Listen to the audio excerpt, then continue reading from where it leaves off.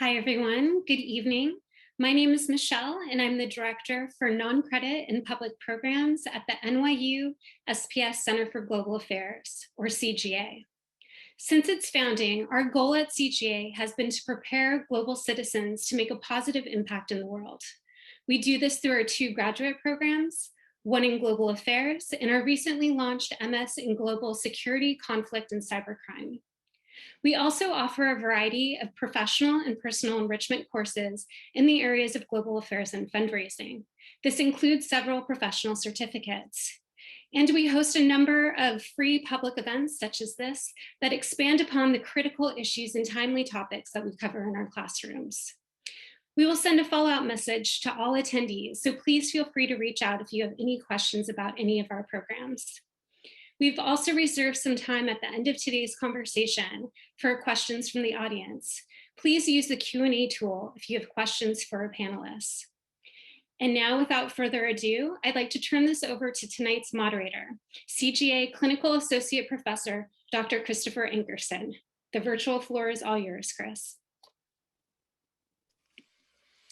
Thank you, Michelle, and welcome everybody to what promises to be a fantastic event. What we're going to look at today is, as the title suggests, how we might confront race and colonialism in both the practice of and the study of world affairs.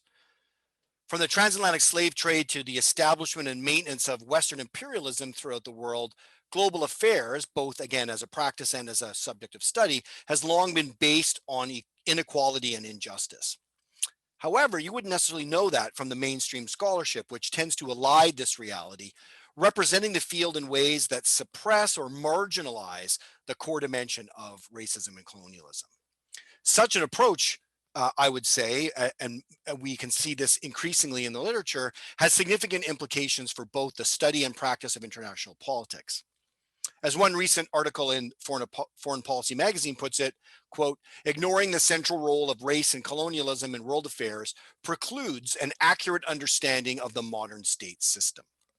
It's my absolute pleasure this evening to be in the presence of three top flight scholars to discuss the challenge of confronting race and colonialism in world affairs.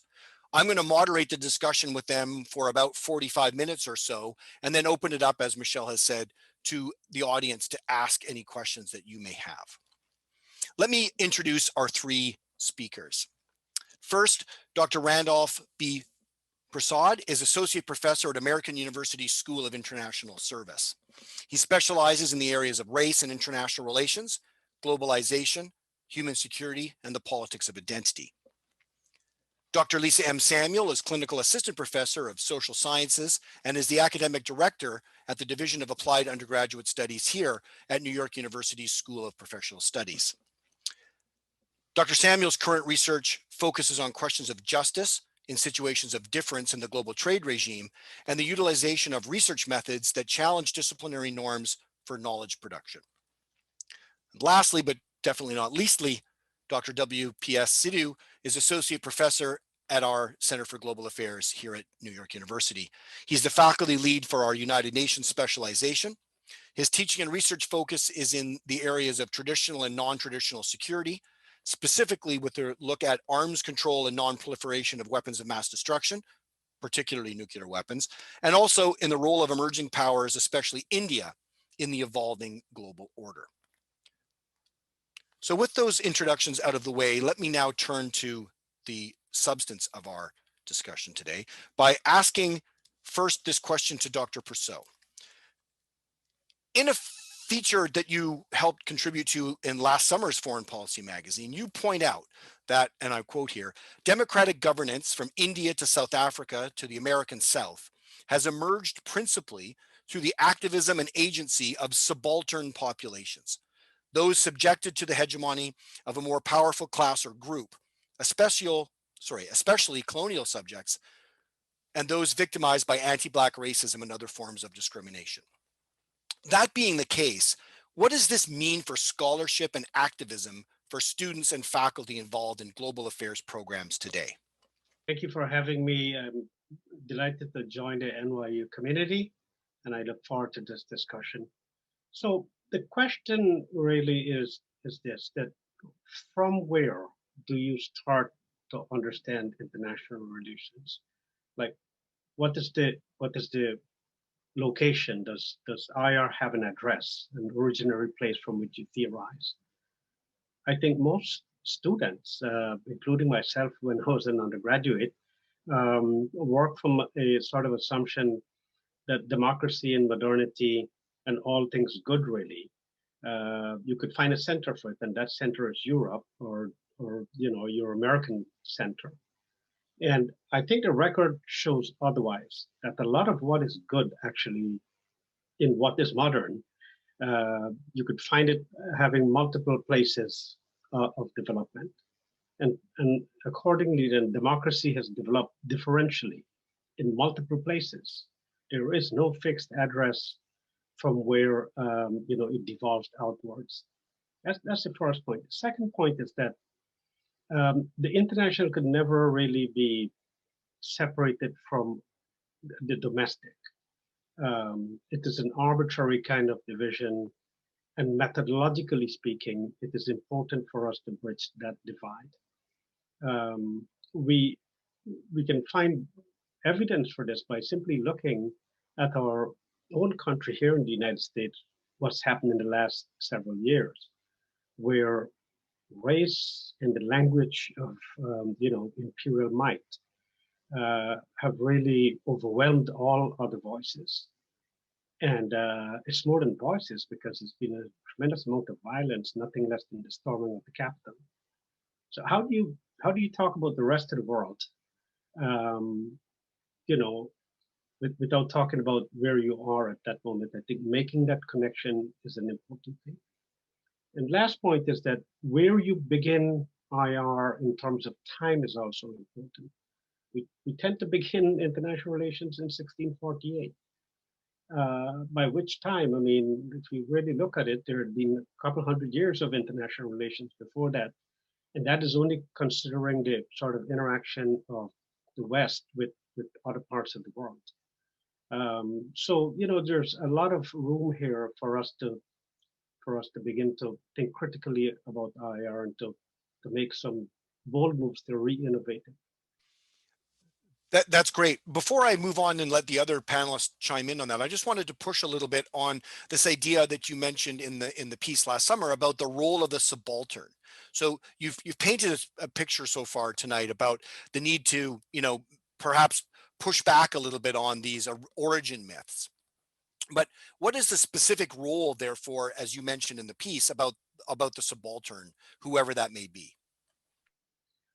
Well, there are two ways to go about it. One is a direct sort of connection to the subaltern studies group in India, which, as you know, in their understanding and re-examination of Indian nationalism and the independence movement, what they try to argue is that, the subaltern populations also had their own leitmotif, their own movement for change and for emancipation. They were not simply consumers of elitist discourses within India and simply followers. They made the history as much as, the elite discourses made them. And you could see this in all kinds of different ways. I'll give you one example. If you could start with, the Haitian Revolution, the first revolution really that basically abolished race in a very direct kind of a way. But then there was a slave rebellion in 1816 in Barbados. There was one in 1823 in Demerara, in what is now Guyana. Then there was one in 1831 in Jamaica. That is the subaltern, making history, fighting for rights, the rights which were not given to them willingly. And those struggles went on all the way into the 1970s, when the Portuguese, people in Mozambique and Angola had to, in the wars of national liberation, had to literally engage in armed struggle to secure their national sovereignty. So, there's a kind of a global subaltern. And then within the national space, there are, if you will, the more local subaltern. And so there are different levels of which you can employ the idea of the subaltern making history. Great, thank you for fleshing that out. Would any of the other panelists like to come in at this time? Okay, let me move on to asking Dr. Samuel. In her opening remarks for a recent event entitled "The Racial Consequences of Mr. Churchill," Professor Priyamvada Gopal spoke about a kind of, quote, weaponized fragility standing in the way of what Jamaica Kincaid calls, quote, a more demanding relationship with history. What would such a demanding relationship with global affairs look like, and what would the role of weaponized fragility look like in that context as well? Thanks very much, Chris. It is a delight to be here. I have given quite a bit of thought to the whole idea of weaponized fragility. And as Randy was saying, speaking a little bit about the state and so on and so forth. So there are a few things I wanted to point out. I think, first of all, given Professor Gopal's focus in her work on foregrounding issues of race and colonialism in world affairs writ large, and the reference that we have to fragility, perhaps coming from D'Angelo, speaking about persons who are privileged because of their race, inhabiting a particular social environment from which they are sheltered from sort of racial stressors.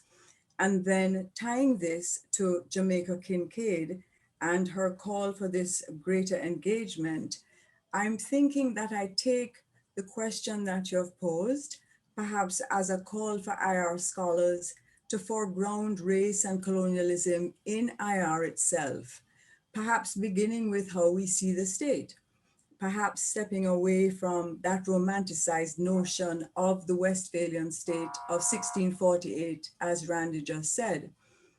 Indeed, in this respect, I think if we think about it, the state is in fact a child of colonialism. Now, obviously, this construct of the state is not at all benign. And I think that such a demanding relationship with global affairs, as you've mentioned, really calls upon us to perhaps return to first principles, if you will, and to interrogate really the birthplace of the state. Bambara has pointed out that colonial histories were constitutive of the modern nation state. And then colonialism itself is based on race. So the history of the modern state system really focuses on the impact of the French and the American revolutions in the late 18th century, when we had colonial expansion and settlement being undertaken by the European states and consolidating their hold, indeed consolidating what we might refer to as their domination over certain parts of the world and their populations. And then these populations came to be represented in racialized terms. So again, Chris, to go back to your question, if we are dealing with that more demanding relationship with global affairs, we probably are not here dealing with the romanticized notion of the Westphalian state, which is probably typically taught as a core of IR, because it sidesteps matters of race and colonialism. Several scholars have called upon us to explicitly take race into consideration in both the study and the teaching of IR. If I remember correctly, Chaudhry and Rai have called on us to take race into consideration as an analytical category in both the study and the teaching of IR. In fact, in this call that they make to us, they have shown that IR typically is taught through a series of theoretical and methodological moves that really tend to detach concepts and theories and even narratives of IR from genuinely embodied concerns and the realities of everyday life. So it leaves it wanting. And then we are also reminded that the field of IR is typically not reflective of most societies in the world. And it has been suggested by other scholars that, in fact, sometimes IR scholars, we are often complicit in the marginalization of the post-colonial world as we seek to develop the discipline. Perhaps not intentionally, but that may be the outcome. Now, I've sort of given what is perhaps a structured, and I use the term advisedly, answer to the question. But I think I want to add now that there are some nuances to the matter.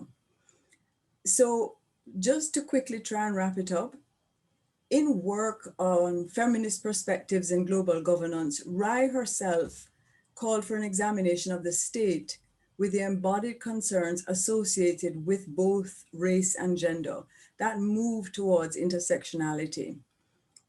Speaking of global governance, as I just mentioned, and globalization as sort of a natural link, we might think of the state in deterritorialized ways. I'm thinking of Victoria Lawson's study that she did of the International Monetary Fund and Ecuador, and this sort of way of the International Monetary Fund at the international level, along with the state of Ecuador, somehow reaching down into the state itself to impact the individual embodied lives of everyday people who themselves are people of color. And so we are back to this whole notion of the racialization of IR and of the state. Last point I want to make here, when I think of Lawson, Lawson uses ethnographic methods to conduct her research. Now, even as we as IR scholars and teachers attempt to heed calls to explicitly bring race and colonialism into the study and the teaching of IR, there's another kind of politics that I think we need to keep in mind, and it is what we might refer to as the politics of knowledge. And here I am thinking about the production of knowledge and the making of claims to knowledge. How do we know what we know?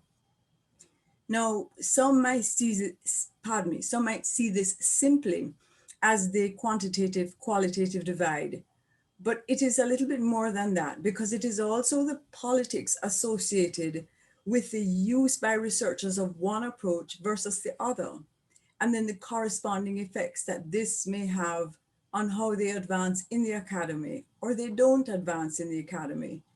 And so again, I go back to Rai, who I heard speaking at a conference in 2012, really issuing a call to senior scholars to try to take steps to protect junior scholars who themselves wanted to do risk-taking by trying to foreground race and colonialism in their studies on the state in IR.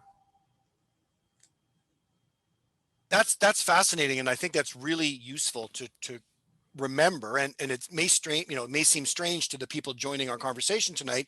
Hopefully, many of whom are not necessarily IR academic specialists, that international relations can be very divorced from individual experience, right? We talk about broadening and deepening things like international security as if it's some kind of revolution to link what's going on at the systemic level with what's actually happening on the ground. But can you talk a little bit more, maybe a little bit more explicitly, for those people in the audience who again aren't involved in the production of academic scholarship? What do you actually mean? What are the incentives, for example? What are those kinds of career limiting moves that you're kind of alluding to? How does not tackling issues of race, for example, that may be uncomfortable, how does that actually work within the academy? Maybe talk a little bit about, what kind of journals that kind of knowledge is welcome in, for example. Yes, Chris, thank you for that follow-up question. I think if I might answer this in two parts. One thing I'm thinking about is to insert myself a little bit in the discussion, because when I was doing my doctoral research many moons ago at this point in time, there was someone in my department. I was at Florida International University in the Department of International Relations, and there was someone there who did not at all approve of the fact that I was going into the field to interview people and to get people's ideas of what justice in international trade ought to look like. And they thought that these were sorts of airy-fairy kinds of ways to gather material.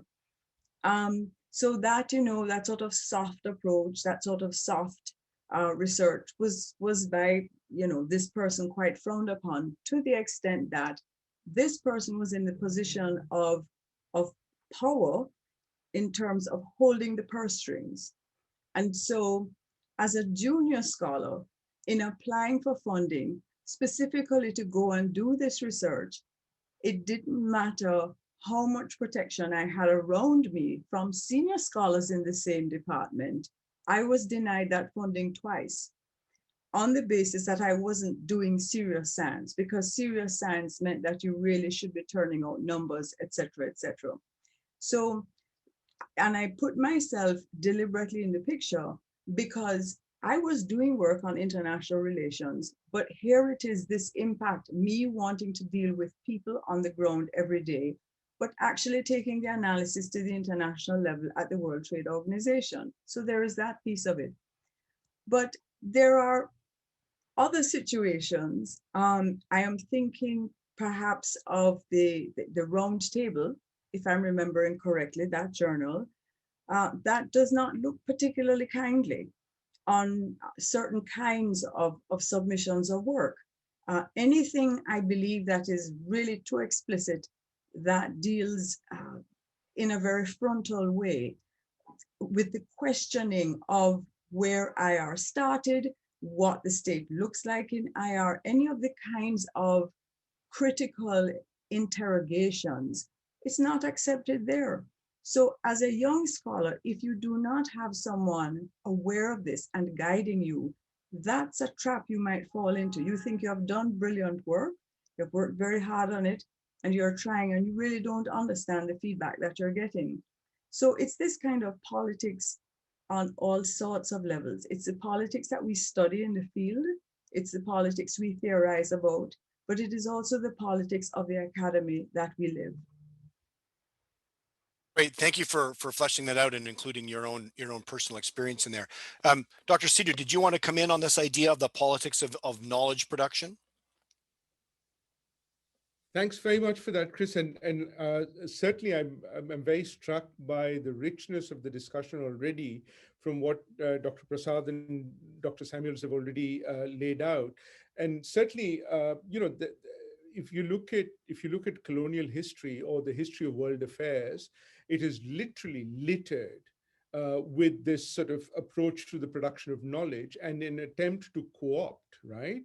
And in some ways, it's actually been remarkably successful. 1648 and the Peace of Westphalia was mentioned, but it's also important to recognize that that was constantly reinforced in, for example, the area that I look at in international organizations and global governance, right until the UN Security Council. Or in fact, the UN itself. I've just finished teaching a class, but if you look back from the start of the concept of Europe, the notion in some ways of not being forward-looking, but in some ways a 19th century equivalent to Build Back Better, to sort of preserve the ancien regime to as far as possible, and really kept it going for another century until the discontinuities became very evident by the time of the First World War.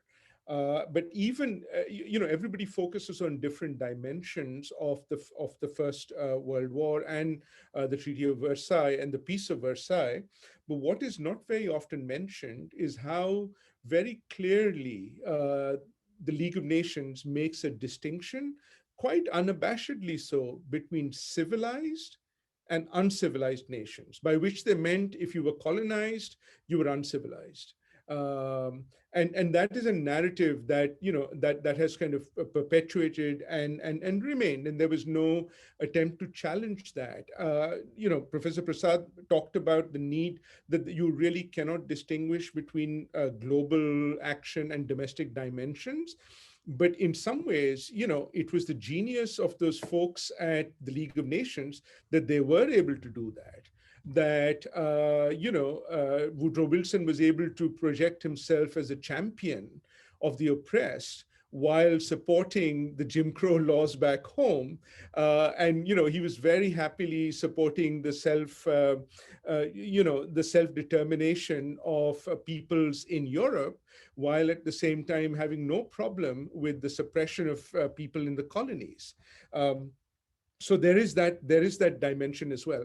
And the interesting tragedy, if you like, in this is that the decolonized elites who, although as Professor Prasad very rightly said, supported by the subaltern groundswell, were able to eke independence, actually bought into the narrative of Westphalia.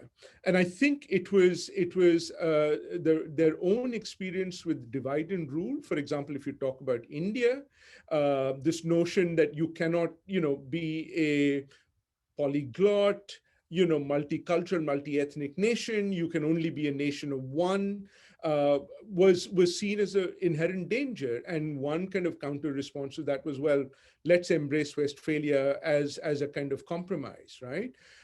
And that's the unfortunate narrative which comes through here.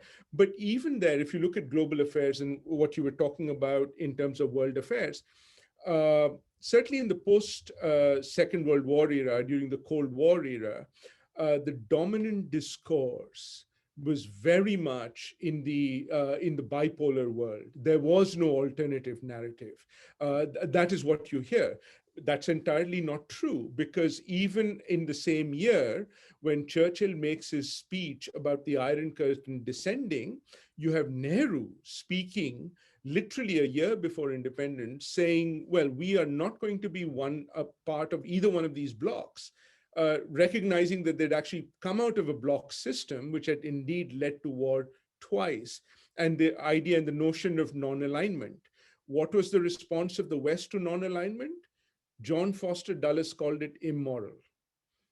It was not challenged on academic grounds. It was not challenged on its veracity, simply because it did not determine the dominant discourse. So the production of knowledge was very much confined to the dominant discourse, very much as we've heard Professor Samuel and Professor Prasad already talk about. But that's an interesting dimension, right? This reification, that if you are colonized, you are therefore uncivilized. And what gives permission to be colonized in the first place, or for a colonizer to colonize you, is that you are by definition uncivilized. So it becomes this self-sustaining dialogue. So if you're denied access to the main discourse, then your argument remains marginalized for in perpetuity, as it were. And I'll follow that up, Dr. Sidhu, with a quote from Amitai Acharya and Barry Buzan in their recent work, The Making of Global International Relations, which says that really IR is not much more than the abstraction of Western history interwoven with some Western political theory. It goes to the point that you were making. Well, do you agree with this? And to the extent that you do or don't, what can we do to correct this in the classroom, if we want to look at it that way? Not about international practice, but about the way we teach international relations. Well, briefly, I think that there's certainly a point to be made there, because if you look at even the most, shall we say, enlightened scholars, there's almost an inability to look beyond the European experience.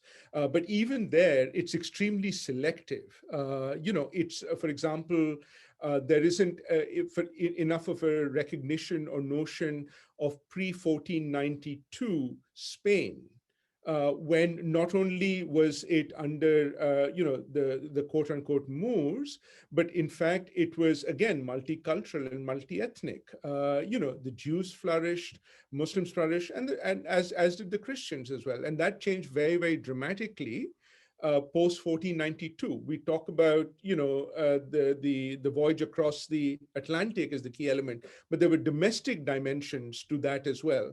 And in that telling, there is a great dismissal, if you like, of the deterritorialized concept of the state, which not just existed, but flourished in other parts of the world. And the fact that there was a transmission of ideas and knowledge without being forced down a barrel of a gun, particularly an area that I know somewhat, Asia. Look at the transmittal of, of Buddhism from India all the way to the rest of Asia. All of them at best were armed with begging bowls. You can, and that by itself tells you a little bit about the kind of narrative that led to that as well. So absolutely, there is a very select reading of the rest of the world history, as it were, for the objective of precisely in underlining or if you like rationalizing the colonial project, very much so. So certainly, I think to answer your the second part of your question as to how would you sort of tackle this in the classroom is really to make world history truly global, to start with, to share and begin with narratives from other parts of the world which are simply unknown or overlooked entirely because they're inconvenient truths in many ways. They don't fit with the dominant kind of narrative as well. Here, of course, I think the fact that this has happened largely in Western universities also, in my opinion, I think puts a certain burden on the Western universities and universities, which all of us belong to also provide that alternative perspective, to provide the corrective as well.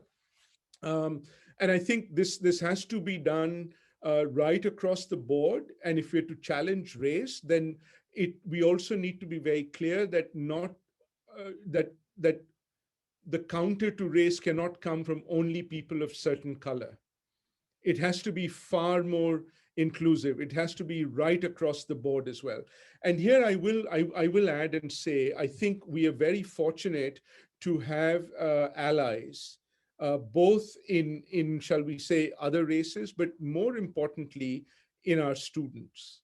I think the students, particularly today, and I can certainly talk for NYU, are much more, and I use the word very, very advisedly, enlightened, very aware of what's happening around there. They also recognize, irrespective of the moral dimension of this at all, is that they're not getting the entire global story without getting the advantage or the benefit of these other narratives. And so I think that call, that demand, is a very important element for us to step up in the classrooms as well, to make sure that we are able to support those desires. That's great. Let me turn that question over to our other panelists. Dr. Persaud, when you teach and address race and issues of colonialism in your classroom, how do you find that the students react? Well, a lot of their reaction depends on the balance of the balanced power in the classroom. Who is in the class? What's the background of the students in the class really matters, because if you have a very concentrated, if the class is mostly white, if you have a colored teacher teaching, there's a real structural problem there. It's very hard to describe, but you read bodies. So to democratize the classroom, right, is a very important step. There are a couple of other points that come to mind here. One of the things that I'm really worried about in critical IR is this desire to be recognized by mainstream IR. It is something that we have to be really careful about. Mainstream IR is not politically innocent. It is part of a political project, whether it is intentionally so or not. But a good deal of the established knowledges of international relations basically come from what I might, if you don't mind the analogy, sort of like the code composers. And this has been the case from the beginning. IR, when it was founded, the major preoccupation was to justify an empire. I'll tell you one of the arguments that was actually made. These were lectures given at King's College in London around 1918. And the issue of diversity was heavily stressed. And I'll tell you how. The argument was that the question was this: can a democracy rule an empire? And so the argument was, well, maybe not rule, but they can manage it. And how is this possible? How does democracy and empire work hand in hand? Because diversity makes democracy stronger. So the British, having settled already on the democratic process and democratic governance and being enlightened, now can strengthen democracy by bringing in different voices. I'm wondering if that sounds familiar. It's almost the same story exactly 100 years later of stressing democracy. Another point before I turn it over to Professor Samuel and Professor Sidhu, and that is a part of the issue is a cultural problem of this attraction to science, of making scientific statements, of producing knowledge in the form of abstraction.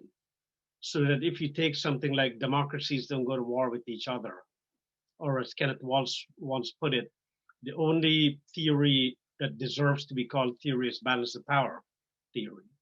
If you look at the form of those propositions, they're almost law-like. They're nomothetic statements, right? That almost cannot be refuted. Stephen Walt, in an article about the relationship between theory and policy, basically says that democracies don't go to war. The democratic thesis is almost a law. And so post-colonial theory, feminist theory, all forms of critical theory, they don't necessarily make these kinds of statements, and it is on that basis that they get discounted. But I don't believe that those who do critical theory should really be worried about this. This is still, if we worry about it, we're still desiring the recognition and a pat on the back by those who control institutional power. There is a cost to be paid for doing critical theory. There's a price to be paid. And that's a part, we know what the price is, like the funding. When I set out to do my doctoral dissertation on Jamaican foreign policy as a small state that could still have a voice, you recall how powerful Michael Manley was in terms of calling for a new international economic order. The folks told me that they did not know that Jamaica had a foreign policy. How do I go about researching something that does not exist, that small states actually don't really matter? I mean, and Kenneth Waltz actually said as much, you know, in that famous aphorism, Denmark doesn't matter. So what we have here is a multiple of you know, numerous kinds of problems. I mean, and there is a kind of struggling through that I think is necessary. There's pain involved in challenging hegemonic structures. It was the case in lived colonialism, in the lived experience of the anti-colonial movements, the national liberation movements. I think we have it a little bit better, you know, in sitting at our desk and producing a kind of a counter knowledge to ruin the prestige of the so-called scientific knowledges that are out there, that are very much tied into a kind of a state-sponsored knowledge production and knowledge circulation.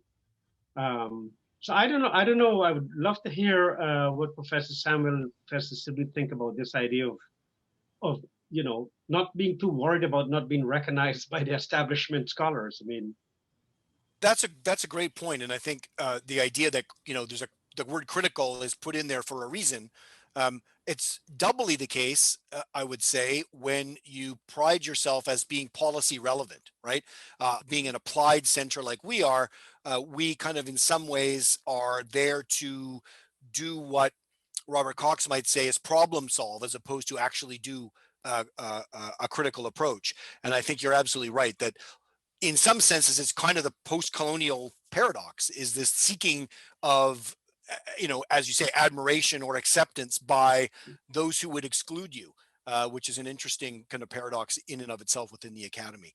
Let me turn now to Dr. Samuel, that same question. When you address issues of race in the classroom, how do you find your students react? You're teaching largely undergraduates, perhaps some who have come to the academic studies later in their lives. How do they act with glee or surprise or contestation when you bring up these issues? I wouldn't say that it's necessarily with glee. In some instances, it is with surprise. In some instances, it is with a certain amount of visible discomfort. And in large part, it has to do with the fact that, and again, I'm going to insert myself in here, but this is just the fact, as Dr. Persaud was saying. I am a woman. I am a woman of color, and I'm a woman of color with an accent that is strange, that a lot of people are not able to immediately pin down.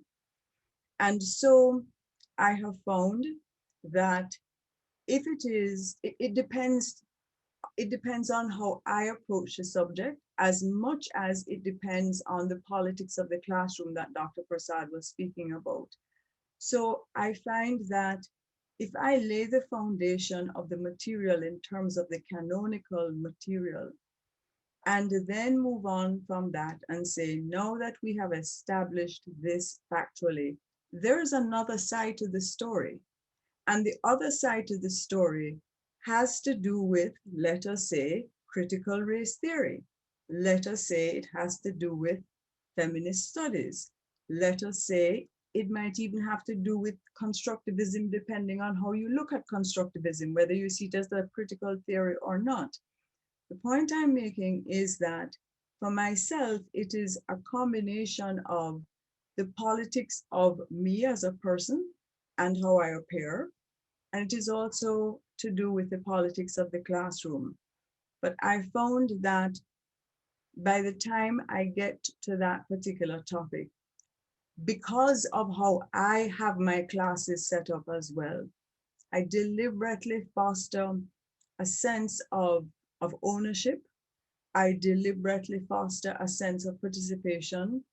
I make it very clear from the commencement of the semester that everybody has a voice in my classroom that is to be respected, and that it is not a matter that we can all agree at the same time. We may disagree, we may agree to disagree, but I just try to make sure that by the time I get to the point of dealing with a matter such as this, that we have established a relationship with each other, so that the politics of the relationship with each other, for want of a better way of putting it, is something that is now more understanding and more accepting to possibly new ideas, even if this so-called new idea is something that is causing some amount of consternation. And so in this respect, I am thinking more along the lines of critical pedagogical approaches now. That I think is part of what we're speaking about here. And I've had to go through all of these things, and I've had to do a lot of reflexivity because of who I am and because of how I appear. It's not a choice I've had to make. I've had to do this. And I must say that it has been richly rewarding over the years to have encountered so many students who, as Dr. Sidhu used the term, they are enlightened, and everybody is just wanting to take part in conversation and to be part of the discourse in terms of what's going on. And so this is in part a way to attempt to, if not force, to sort of maybe shift the dominant discourse along different levels a bit. And with each class and with each experience, I see that. And this is something I think is good for all of us. Now, may I just tag on a little bit? Please go ahead. Dr. Persaud was speaking about, we have to sort of plow on through as critical voices in the academy. Dr. Persaud, I could not agree with you more. In fact, I was told, I remember, after the whole denial of funding twice, by another senior member in the department. He said, I admire your tenacity. This is something that apparently is not stopping you. I said, that's correct. I'm going forward. I have a project in mind. I have a voice and I have something to say. And it is going to be heard regardless of this, even if it means that I'm going to have bread and water for the next 5 months. It's okay. And so I completely understand that sense of you need fortitude and you need focus and you need direction and you really need interior strength. If we are talking about embodying what we do, international relations, it is important to speak about these things. I couldn't agree with you more. But I also do want to stress the point that we have had a lot of junior scholars who take a lot of battering if they are on the tenure track, for argument's sake, and they get turned down because they weren't really doing science, that kind of thing. And I think I just like to be mindful to be supportive of junior scholars whenever I can.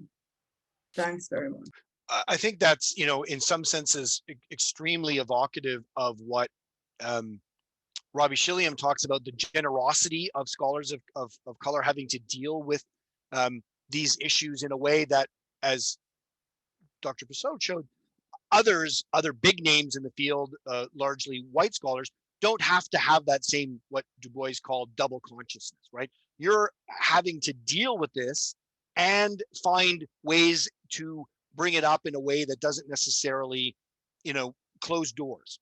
And I think that's an interesting kind of representation of that double consciousness and an extra burden that is put on scholars who want to tell that story, who want to get their voice out of the margins and into at least more of the mainstream, that people who choose the mainstream approach, which is largely to neglect issues of race and colonialism, don't have to worry about it. They're already on the safe part of the road, as it were. They don't have to worry about that. They're going to deal with large issues about great power politics and the balance of power.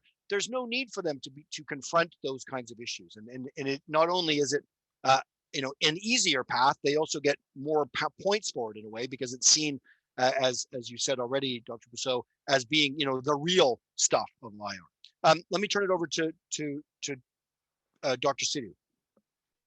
Thank you very much. And I'm, in the interest of time and opening this up for discussion, I'm going to keep this short, but I'll make 3 points. First, someone with an equally odd accent and looking the way that I do and the way that I dress, I've very often been mistaken from a place that I'm even not belong to. So it's a double whammy. So I completely agree with everything that Professor Samuel has said in terms of the kind of challenge of maneuvering, if you like, within academia or within the classroom as well. And in that context, the one point I think I would very strongly endorse, and this is where I would share the approach of Acharya and Buzan, not to say that, you need to have the alternative become the dominant, because then precisely, Professor Prasad, as you rightly said, you become part of the problem. But I think it is important to acknowledge the contribution, however flawed or however you want to criticize that you have had from the Western scholarship in some ways, and precisely as Professor Samuel was saying, you present that. But then you move on beyond that as well and sort of, present the other lenses and the other approaches that you need to also empower your students with, because frankly, the world outside is changing and they recognize that. And they recognize that the narratives that they're getting are not telling the whole story. And that is, that also is an important driver. So I wouldn't necessarily make it an either or proposition, but I'd basically say either and. So that's one element that I would add. The second on the kind of empowering of the scholarship, right? I don't know. I think Professor Prasad may be familiar with this term of from India, of being a jholawala, somebody who's kind of willing to do all of the work without necessarily the recognition or even the support, as it were. I used to be a journalist for the print media in India, and one of the things you learned was that newspapers are written at the backs of advertisements. In a similar sort of way, scholarship is written at the back of grants. Even as much as one would be willing to have bread and water, at least you need to be able to afford the bread and water. So I think there is a case to be made for at least having alternative sources of grants and support for this kind of scholarship. And again, I think it should come from the very places which have supported the dominant scholarship, because partly they recognize that the world is changing and that you really need to have additional scholarship to explain some of that. And third, and the last point I'll make, and what better way to recognize that and I'm very happy here, of course, to echo NYU's president, Andy Hamilton, where he clearly recognized that there needs to be greater affordability and diversity. And the two are obviously related. And this brings me to the third element of the classroom, right? Let's be very clear. The classrooms are a place of privilege. Not everybody can walk in there. And this has precisely been recognized by President Hamilton as well, which is why he links diversity and affordability. And I think that's an important element to build on. Now, as Professor Samuel said, we are very fortunate that the students that we have, although of privilege, also recognize, number one, that privilege, and recognize that there is something that they can do with that and to build on that as well. So I think that gives me great hope of how we might move forward, both in terms of scholarship, but also in terms of pedagogy. Those are fantastic points. Let me move now, just before we go to questions, to ask very directly, do you think that maybe we're at a moment of ripeness where significant change or even progress is possible within the understandings of how we understand, publish, and teach about global affairs? Let me go to you first, Dr. Persaud. Are we at a moment of ripeness? I don't think we're there yet. I think we're still in the process of forming communities that will sustain the type of critical work that we do. At the International Studies Association, we have something there called the village. And the village is a loose amalgam of critical scholars. And the way it works is that we cooperate with each other, we share information. And when we actually go to the conference, we support each other by going to the panels. The first time I presented race on IR, which was like 20 something years ago at the ISA, I had 4 people in the room and 2 of them were upset with what I was saying. And the other 2 folks, I didn't expect that they would be upset at me what I was saying, because they went in with a similar kind of perspective. And here in the Washington, D.C. area, Robbie Shilliam and I formed with colleagues around here in this mid-Atlantic area, from Pennsylvania going down to Virginia, something called the Mid-Atlantic Gatherings, which is a term from Walter Rodney. He wrote a book called Groundings with My Brothers. Groundings rather, not gatherings. And so we meet up, we have been meeting by Zoom for the past little while, to talk about things and to see where we are and provide the kind of support that we really need. They are difficult. This is a difficult job, especially if you work in a professional IR school where students actually come in to really carry out the policies of government. That's really what they get qualified to do, most of them anyway.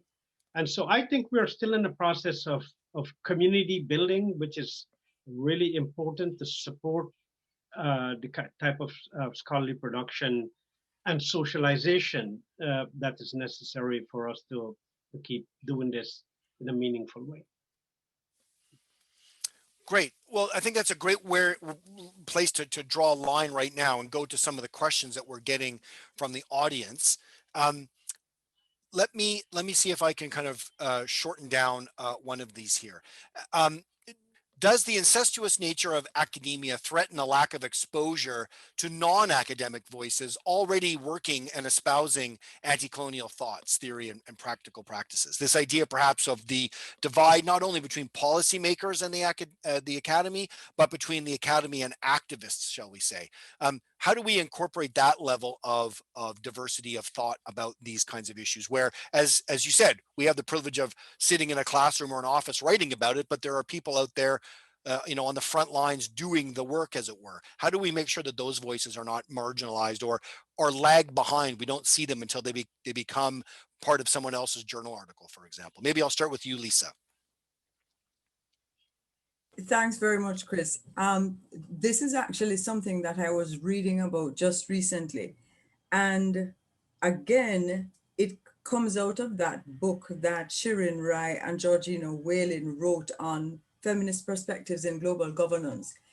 There is a massive discussion that is taking place about the positioning of feminist activists, transnational activists, on the one hand, and on the other hand, feminist scholars, and I'm sorry, on the third hand, attorneys have three hands, and on the third hand, those feminists who are being called pragmatic insiders who work within, let us say, a think tank or work within an international organization.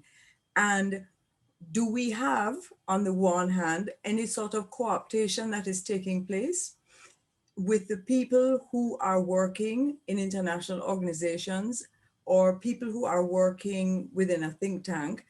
Are they actually able to accomplish some of the feminist goals that they're setting out to accomplish?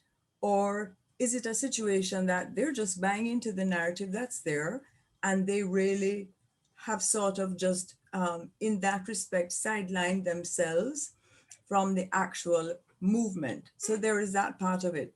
But the other part of it is that certainly within the feminist side of the academy, there is a very serious effort that has been going on, I would say, for decades now, to find ways for those in the academy to actually meet with those who are the activists, so-called on the ground, getting certain things done, putting the different ideas together, and then coming up with ways to represent those in international forum, trying to present them as policy proposals where they can, where they have allies, quote unquote, on the inside. Some of this work I know is being done with the World Bank right now. And so in an interesting kind of way, this is something that is a real example of collaboration, cooperation, that's actually taking it to the end of the line and something concrete is coming out of it. And I think that from, speaking from that perspective, that I know about that we actually do see that kind of collaboration taking place. So it is not just a matter of those of us who may be sitting behind a desk comfortably, but it's also a matter of people who they attend the World Social Forum, for argument's sake. And that sort of collaboration and the transnational aspect of it is something that I think is well worth emulating. Great. Thank you very much for that. Randy, maybe I'll open the same question up to you. How do we make sure that we're including those voices into our discourses? So it's a matter of degree, right? Most people who do critical theory, work from a position of praxis. How that materializes is a different story. And I have a, we're not all Walter Rodneys or C.L.R. Jameses. I mean, those are there's a very high bar to reach. And so I think you do the best you can. I mean, for some of us, holding a picket and going to a protest is about as much as we can do.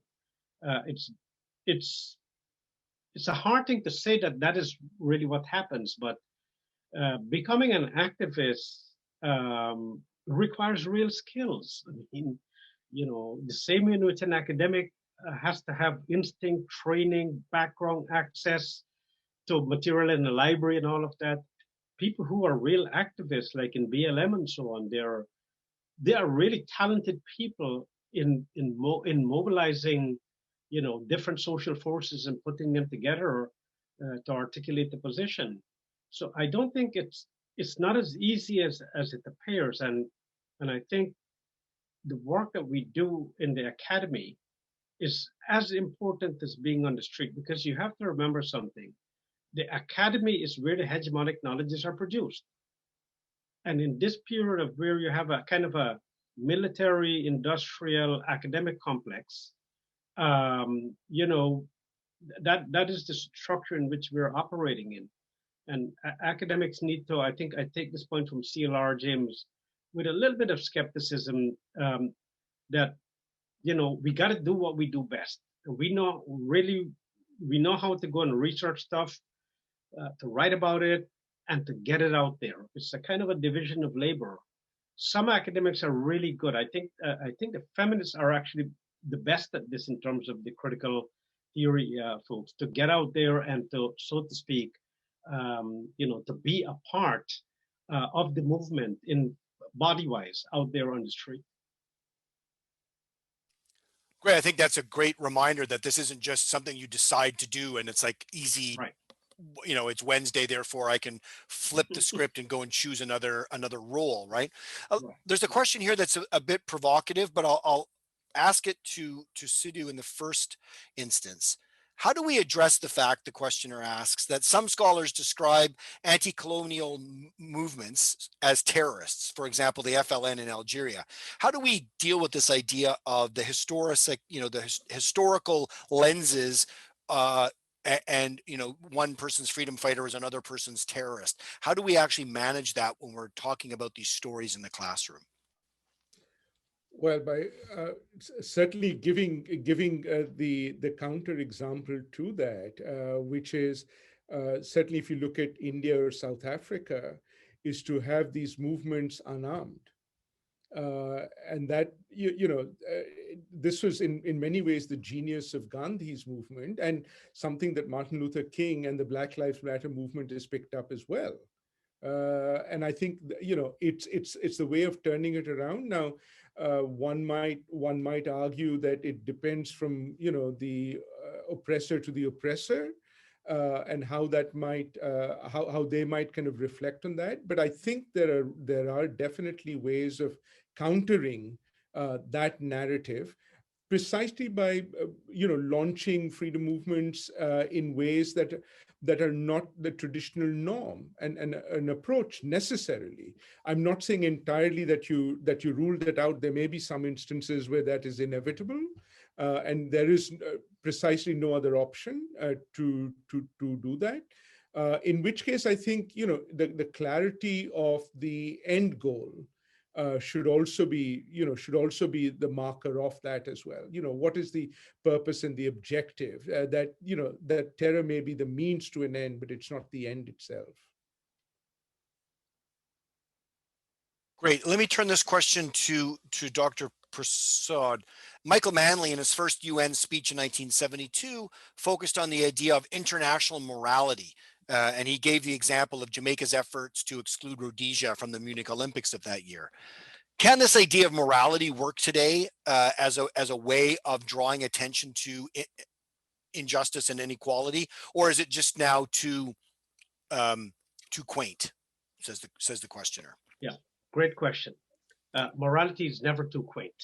The thing is that there are different moralities and different standards of morality, and a lot of them are quite contradictory. If you go back and you read, as I'm doing right now, the early international relations literature, or that which has been so described, it is on the one hand full of all kind of moral, principles about lifting the oppressed and so on and so forth, and still reconciling it with empire. Is a kind of, if you will, imperial morality.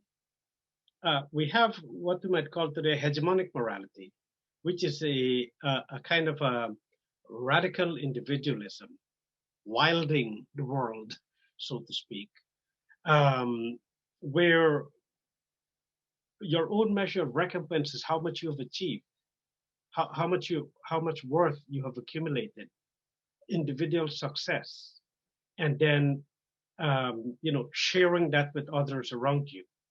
And so the morality is a lot about charity and not change, about inclusion, but the question of being included in what needs to be asked. There are other kinds of moralities which are, how shall we put it? I think basically working class morality, which gets worked out in usually among people who are marginalized, and they work out their own way of dealing with their own problems, of how to deal with consistent, economic problems, right? There's a bit of data that came out of the Federal Reserve a couple of years ago where half of all Americans could not find $400 if they had to meet an unexpected expense. What kind of morality do those people generate in order to live with themselves and be able to sleep well at night? There's got to be something there that they're living with, and if they try, in fact, part of the real challenge is if you try to emulate, the dominant classes in their lifestyles and so on and so forth, then you really run into a whole set of contradictions and a sense of worthlessness and so on and so forth. The problem is much bigger, because you see, domination is also a big part of the domination is about offering you a vision of what the good life is. And those who are not getting to what this good life is all about, feel as if they are worthless and they have to do all kinds of desperate things to get there. So I don't know. I think being cognizant of what the hegemonic morality. I know the word is very much overused, but I do think that there is something out there. I mean, neoliberal globalization is built in a particular kind of moral technology, right? I mean, and to the extent that it is successful, it would have subsumed the entire globe in this kind of radical individualism. But we're seeing a lot of pushback to it. The strike in India by the farmers and the protest by the farmers, is quite powerful evidence of a call for a different kind of morality. Great, thank you for that. I think it's a very useful way of differentiating the hijacking of what might be considered the good morality. Professor Cedar, you wanted to comment on this? Which also kind of reminded me of what George Bernard Shaw said about morality, and calling it middle class morality.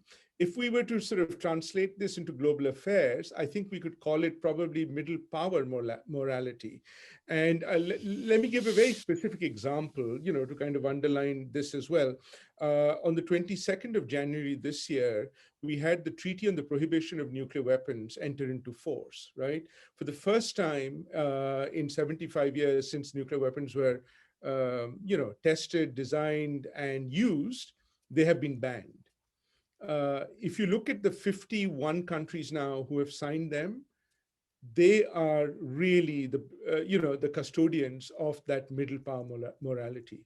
Remarkably, with the exception of 2 European countries, they're almost all from the global south. And so I think totally agreeing with Professor Prasad, I think morality is certainly not outdated or outmoded at all, but it certainly has much more gravitas when it also links up with a very direct political power or political outcome and implications as well. Great, thank you. That pretty much brings us to the end of the questions and the end of time. A lot of people in the questions have been asking for potential resources that they can look at. So what I'll do is give you each an opportunity to finish, kind of get the final word with a double-barreled question. One is, what would be one step that global affairs or IR programs can do to help confront racism and colonialism in the classroom? And what's a good resource if somebody was interested in kind of getting into this understanding of the impact of colonialism and racism in global affairs? What's a recommended reading that you would give, since a lot of people in the Q&A have been asking that? Let me turn that over to Lisa first, please. To either both, one or both of those aspects of the question. I won't put you on the spot. Thanks, Chris. In terms of, excuse me, frog in my throat. In terms of that question that you asked about the classroom, I think really and truly that one of the things that we would need to focus on, any program, anywhere, would have to do with training with pedagogy. And I think we have to understand that as much as we are not sort of ripe for change necessarily, as much as Dr. Persaud has said, we're not quite there yet.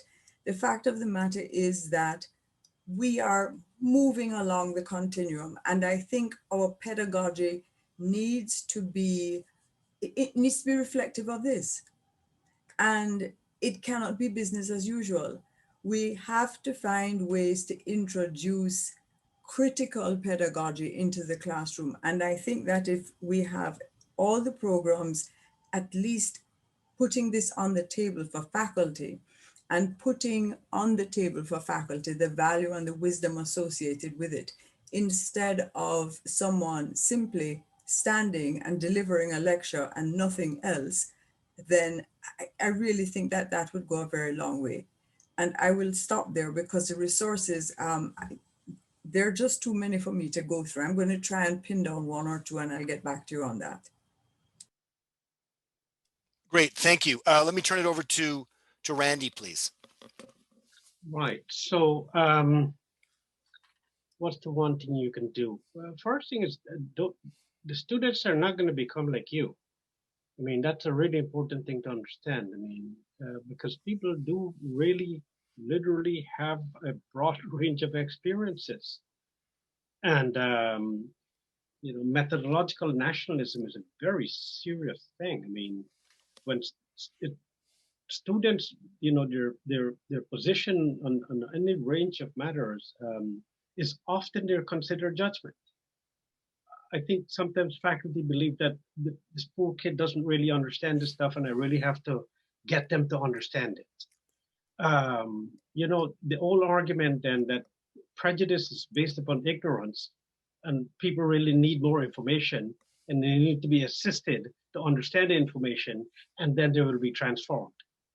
Well, I've been living in the United States for 25 years now and teaching a lot of students who, you know, are really quite well disposed to bring about change, but you know, and I know people are learning a lot and so on and so forth. But to have this expectation that there will be some kind of a radical transformation, I don't think we're going to go there. The other thing is that one of the things about teaching race in the classroom is, as I think Professor Samuel put it, is that there's always this expectation that you, the instructor, in many ways, will try to frame things in a way that is comfortable, the whole D'Angelo argument. Putting things in a comfortable way so the students don't feel offended or that you're too aggressive and so on and so forth. That is the greatest challenge, because if you keep doing that, then you defeat the purpose in the first place. You're simply doing some kind of a role play there. It doesn't bring about, you know, at least the desire to explore the questions in broader, more critical kinds of ways. That's a conundrum. As for reading, I'm happy to say it. I can't pass an opportunity like this. That Alina Sajed and I, she's at McMaster University. We did edit the book that came out in 2018. It's called Race, Gender, and Culture in International Relations, Post-Colonial Perspectives. And it's written actually for undergraduate students, which I can tell is quite a challenge. It's very hard to get post-colonial scholars to write clearly. I mean, it's a big challenge, and it's actually one of the things that we really ought to work on. Great, thank you for that. That's those are both great tips for both teachers and students. Sidhu. Well, essentially, I think, you know, and picking up from something that Professor Prasad and Professor Samuel said, one of the way that the narrative that we have now has dominated is because this was always part of the core courses. And so I think, at the very least, you need to rejig the courses themselves, or at least have alternative core courses which very much look at race, gender, colonialism in global affairs, IR, as a compulsory course, one that students would be required to sort of take. That's number one. Number two, I think precisely from that logic again, you also need to have greater diversity and inclusion within the class, both among the students and the faculty as well. And third, again, as Professor Samuel said, and I couldn't agree more, is also that the approach to pedagogy, the approach that we might have in terms of assignments, etc., is also something that we need to kind of build up on as well. Perhaps even to build up that linkages with the subalterns, with those who are not being engaged enough with as well, and students certainly today have the desire, the ability, and the skill to do that. And last but not the least, I think, certain degree of institutional support for some of these changes, whether they come from within or without, not so much to replace the dominant discourse, but to be a viable, or to add to the richness of the discourse. Great. I think that's fantastic. Do you have a recommended entree? Again, I'm going to sift through all of the ones that I have and maybe come up with a few, but not the one must-read book at the moment. From my perspective, I would say if anybody wants to read anything by Robbie Shilliam, he's got a new book coming out next month called Decolonizing Politics. But anything that Robbie Shilliam has written is quite accessible and gets you very much into the understanding of what a lot of we've been talking about tonight. Clearly, no event, not a panel, not a speech, no article or book is enough to adequately address the deep-seated challenges that we've really touched very briefly on tonight. The problems of racism, white supremacy, Eurocentrism have festered over centuries and are not going to cede the vital ground easily. It's kind of hope that the ideas that we shared here tonight will form some kind of ongoing and authentic process. And I'm heartened by the fact that people in the Q&A are looking for more deeply, ways in which they can engage with this more deeply. But for our part, we're hoping that highlighting and confronting some of these issues, these injustices in world affairs, can take root. So thank you all for joining us tonight and for your fascinating questions. Sorry if we weren't able to get to them all, but please join me in thanking our panel of absolutely amazing scholars who've been more than generous and more than frank with their opinions and their experiences. So please, some virtual clapping, which again, if we were here in person, we would hear peeling off the ceiling and reverberating all throughout the lecture hall. Thank you very much, panelists. It's been an absolute privilege to be amongst you and to help moderate this conversation.